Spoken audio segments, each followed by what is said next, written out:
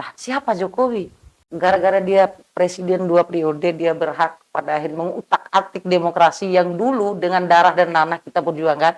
Sebenarnya yang berkuasa berarti Prabowo atau Jokowi? Jokowi. Jokowi yang Karena dia berkuasa. adalah kingmakernya, segalanya, mulai dari awal. Oh, Dari awal sampai sekarang kita duduk berhadapan membicarakan soal pilpres yang ngawur sekali ini.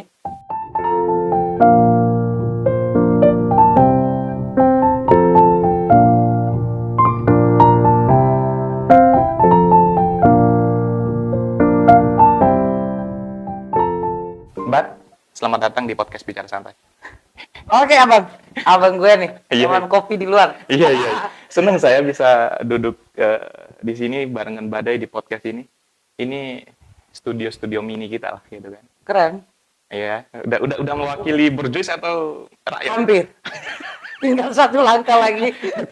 Kamu dalam posisi dukung siapa waktu pemilu kemarin? Semua orang di NTB mungkin mengetahui bahwa saya all out di 01. Oke. Di Anies Rashid Baswedan dengan argumen atau tagline perubahannya gitu. Oke. Ya kebetulan saya juga jubirnya di NTB. Wah, iya. Berarti ini tepat kita undang nih di Ya, podcast. orang cerdas ya pasti memilih jalan perubahan. Orang cerdas memilih jalan perubahan. Yang milih Prabowo Gibran ini berarti nggak cerdas. Ini baru masuk pertama nih langsung nyerang ini. Ya, kebiasaan orang cerdas itu adalah satu, dia mengurai jalan yang ditempuh oleh mereka yang menganggap diri intelektual, tetapi mewajarkan segala hal yang tidak berkenaan dengan marwah bangsa. Aha. Saya rasa itu jauh dari intelektual, karena intelektual tidak mengaminkan kewajaran terhadap fenomena-fenomena yang bisa merusak demokrasi misalnya. Oke. Benar sih ya, tagline pemilu 2024 itu selain perubahan yang dibawa Anies itu adalah kita bergeser dari memilih pemimpin populis menjadi memilih pemimpin yang basisnya itu gagasan. Tapi itu nggak laku di masyarakat kita. Intelektual mungkin ya iya, kita dukung yang pinter gitu ya, yang cerdas gitu. Tapi lebih suka yang lucu, yang gemoy. Ya, kembali lagi Bang, karena ketika kita melihat ke akar persoalan sosial kita yang jauh sebelum adanya pileg hari ini atau pemilu hari ini, gitu kan, masyarakat kita itu adalah masyarakat yang stres sosial. Pertama, kenapa stres sosial? Karena ketidaksejahteraan ekonomi. Efek siapa? Pemimpin sebelum-sebelumnya yang tidak mampu mengurai. Iya. Dari hulu ke hilir gitu kan. Saya rasa rakyat yang masih jauh dari yang namanya sejahtera, mereka cenderung psikologinya bicara soal apa yang bisa, siapa yang bisa menerjemahkan kebutuhannya saat ini aja. Tapi kan itu akhirnya sifatnya temporer. Setelah dibahagiakan sejenak dengan lelucon, gemoy-gemoy, besok kan stres lagi karena pemimpinnya akhirnya nggak bisa ngejawab persoalan mereka tuh. Kan besok ditayangkan joget-jogetnya lagi. Iya nggak sih? Saya ingin menyampaikan di podcast ini aja nih. Oke. Bahwa saya adalah all out pendukung Jokowi 10 tahun terakhir. Di Pilpres 2014, 2019. Karena hanya satu tagline saya dulu. Asal jangan Prabowo. Karena saya tidak mau diingat sebagai orang yang berdiri di barisan yang sama, ya, yang punya sejarah pelanggaran HAM. Karena saya adalah orang yang berdiri di tempat orang yang pernah dia hilangkan. Oke. Rasanya satu orang yang hilang bagi saya sama seperti satu bangsa yang dihilangkan. Oke. Tapi akhirnya Jokowi mendukung Prabowo tuh posisinya. Sekarang kan, ya walaupun nggak secara langsung, tapi cawe-cawenya itu mengarah ke situ. Bukan nggak secara langsung, memang dia terang-terangan bagaimana dia mengutak-atik semua mulai dari proses pencalonan sampai hari ini H-2 sebelum pencoblosan, dia memakai seluruh instrumen yang bisa dipakai dalam tampuk kuasanya untuk bisa mempreteli sampai ke bawah. Orang-orang yang ada dalam lingkungan intelektual yang porsi akademisnya sudah tidak bisa diragukan lagi, mereka mengatakan dan ucap di layar lebar yang bisa ditonton oleh generasi ribuan tahun ke depan lagi, mewajarkan itu. Wajar, kan dia anak Jokowi. Lah, siapa Jokowi? Dia berhak gara-gara dia presiden 2 periode, dia berhak pada akhirnya mengutak-atik demokrasi yang dulu dengan darah dan nanah kita perjuangkan. Ya, tapi kan itu Jokowi kamu yang perjuangkan dulu. Nah, pada akhirnya kan saya mendukung Jokowi karena tidak ada pilihan lain. Karena Oke, tadi selain Prabowo. asal jangan Prabowo. Oke. Karena saya tidak mau berdiri di pihak yang Heeh. saya bilang tadi. Membela pelanggar HAM itu sama saja juga ikut bagian dalam Iya. pelanggaran hak asasi manusia, kira-kira begitu ya. Betul. Nah, cuman ini, Bat, dari sekian banyak proses yang bermasalah kan, ya kan, tentunya kan harusnya publik itu menilai ini ada bermasalah nih. Coba kita lihat pas waktu acara Desak Anies atau yang riuh di media sosial, ya, Bat, ya. Betul, betul. Kalau waktu pemilu 2019 Jokowi banyak dibicarakan itu di sosial media, menang. Hari ini justru yang banyak dibicarakan itu adalah Anies. Tapi kenapa justru yang terpilih itu adalah Prabowo Gibran? Itu menurut kamu gimana kalau dari analisa tim Anies ya, gimana tuh? Ketika kita melihat bagaimana performa Anies setelah 1 hari pencoblosan, udah jelas jauh tertinggal di quick count. Saya rasa pertama yang membuat itu terjadi, satu, perempuan yang harusnya menjadi tagline utama yang harusnya ada di barisan pertama yang harus dukung Anies karena program-programnya mengurai bagaimana cara melindungi perempuan, hak-hak perempuan dalam dunia kerja, dalam rumah tangga, dan bagaimana perempuan-perempuan disabilitas diuraikan bagaimana cara mereka bertahan hidup di ruang publik dan lain-lain. Tapi pada akhirnya yang membuat dia kalah telak, performanya turun, saya malah membaca pas di debat kedua, ya kan? Caimin. Bukan, pas lagi debat kedua yang sama Prabowo. Oke. Jadi disorot betul-betul, disortir foto ketika Prabowo lagi kehilangan cara untuk menangkis persepsi atau wacana dari lawan debat saat itu, lebih-lebih kepada paslon nomor 1. Itu betul-betul bisa membuat pengaruh terhadap pemilih perempuan saat itu. Karena rata-rata kalau diikuti Twitter atau TikTok, itu kan menjadi alat ukur kita juga hari ini. Benar-benar. Jadi setelah performa itu, akhirnya merosot orang dukung Anies. Karena dianggap dia melanggar etika dan membuat Prabowo itu kehilangan cara gitu loh. Jadi agak bengis. Karena kan kamera itu kan menyorot Prabowo dengan cara yang sangat udah seperti ini. Prabowo tragis banget, kasihan gitu. Diserang oleh orang yang pernah dia bantu kan gitu wacana-wacana dia itu. Anies tidak beretika gitu ya. Enggak bertahu terima kasih gitu kan. Tapi kan kita berangkat dari masyarakat yang minim literasi, Bang. Benar-benar. Kalau kita bandingkan tidak beretikanya Anies ketika debat, kalau saya sih dalam debat itu I don't care, nggak ada peduli etika dan lain sebagainya. Tapi bagi masyarakat yang minim literasi, apa tahunya soal etika? Apa dalam porsi yang mana etika harus dikedepankan dan bagaimana etika dalam berdebat itu sebenarnya masyarakat nggak paham gitu. Oke, lemahnya literasi juga akhirnya membuat itu masyarakat membenarkan juga pelanggaran etika di Mahkamah Konstitusi. Bukan hanya masyarakat, Bang. Para intelektual kita, dan itu membuat saya merasakan tragisnya luar biasa sebagai generasi muda ya, Bang.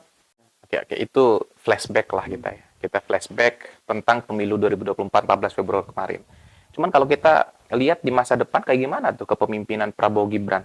Ini kan yang terbentuk muncul di publik itu kan ya udah presidennya udah Prabowo nih, wakil presidennya adalah Gibran. Bisa nggak mereka benar-benar mewakili perempuan misalkan? Kalau ditanya apakah Prabowo Gibran mampu mengurai persoalan perempuan, kita lihat rekam jejak ya, cara kita untuk bisa meyakinkan atau memberikan alasan untuk bisa yakin bisa mereka orang-orang ini bisa melakukan itu. Satu, mulai dari debat pertama sampai debat terakhir, Prabowo Gibran tidak pernah sekalipun mengurai secara otentik masalah perempuan itu yang mana sih gitu. Misalnya dalam wilayah pelecehan seksual, mereka tidak mengerti bagaimana yang diinginkan oleh korban-korban pelecehan seksual. Dan sebelum-sebelumnya orang yang mengaminkan pelanggaran HAM, menculik orang, saya rasa ini perempuan udah dibilang lemah dari awal, ngapain sih diurus? Saya malah punya pesimisme begitu, Bang. Iya kan? Dia mengaminkan menghabiskan generasi demi sebuah kekuasaan misalnya. Kalau Prabowo, potensi demokrasi itu dipersempit itu justru ada ya. Karena di belakangnya itu Jokowi. Bukan potensi, Bang. Abang melihat bagaimana proses pencalonannya, dia yang teriak antek asing ya, Mhm. menjual uh, wacana sebelum-sebelumnya, Iya, iya, iya. saya dicurangi, ayo kita lawan antek asing, saya orang paling ikhlas dan nasionalis. Hmm. Tapi dia mewajarkan Iya. orang yang melabrak demokrasi, konstitusi, Pak. Iya. Batatnya tertinggi, ya. Nggak ada harga. Gak ada harganya. Jadi ketika melihat Prabowo yang dulu dengan hari ini, seolah-olah saya melihat seorang yang berbeda gitu. Ah. Mana Prabowo yang sangat semangat dengan negarawan. Saya anggap dia dulu negarawan yang baik. Tetapi ketika dia masuk ke dalam pencalonan dan lain sebagainya, orang ini nggak nggak bisa bertah tanpa kekuasaan gitu.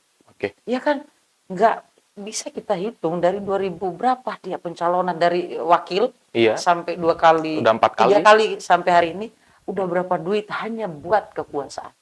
Tapi kalau alasannya itu untuk mengabdi untuk negara itu gimana? Dia bisa mengabdi dengan negara tanpa sebuah kekuasaan. Waduh, Iya kan? waduh.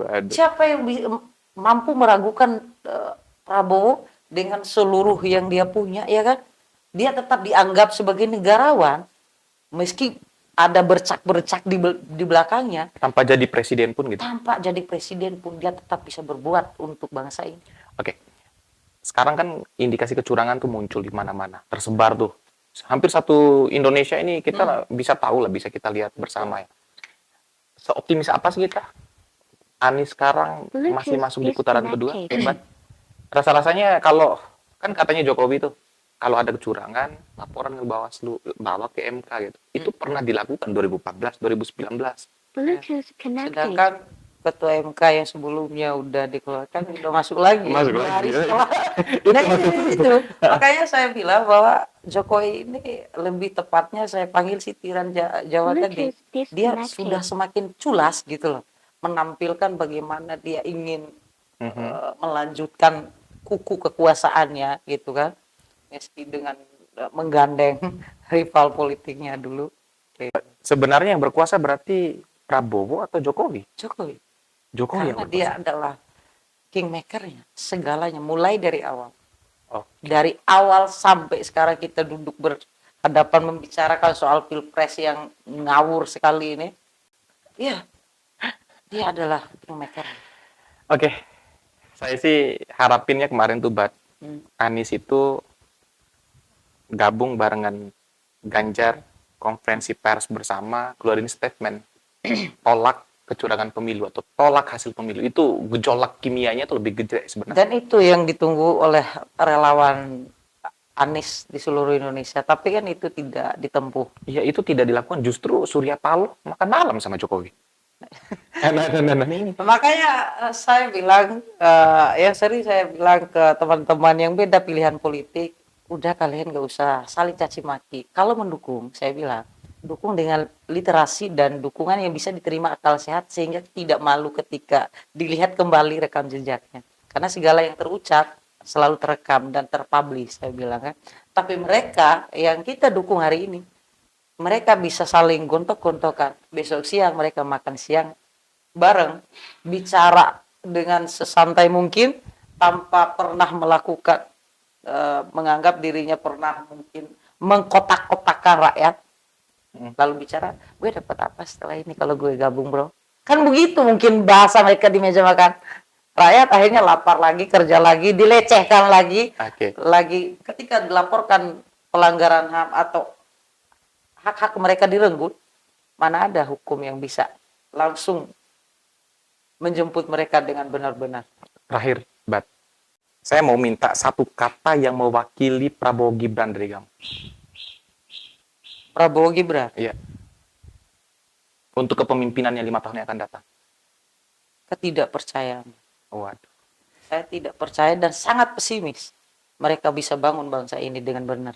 Hasil pemilunya mungkin memenangkan Prabowo Gibran, tetapi legitimasi dari hasil pemilu itu masih tidak dipercayakan.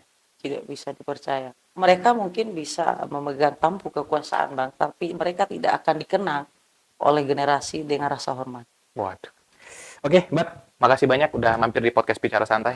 Oke, abang gue. Saya agak-agak, kok ini bicara santai tapi tegang gitu. Ini Aku diculik. iya, iya. Aku diculik. Ruang demokrasinya makin dipersempit rasa-rasanya nih, Mbak. Iya, karena kita udah asik ganti Konoha jadi segala macam jadi pakai Wakanda kan. Ya udah kita lanjutin lagi lah. Ini sebenarnya yang kita bicarain dari tadi itu Konoha dan Wakanda. Oke Teman-teman. guys, Flash 62. See you teman-teman, bye. Dadah.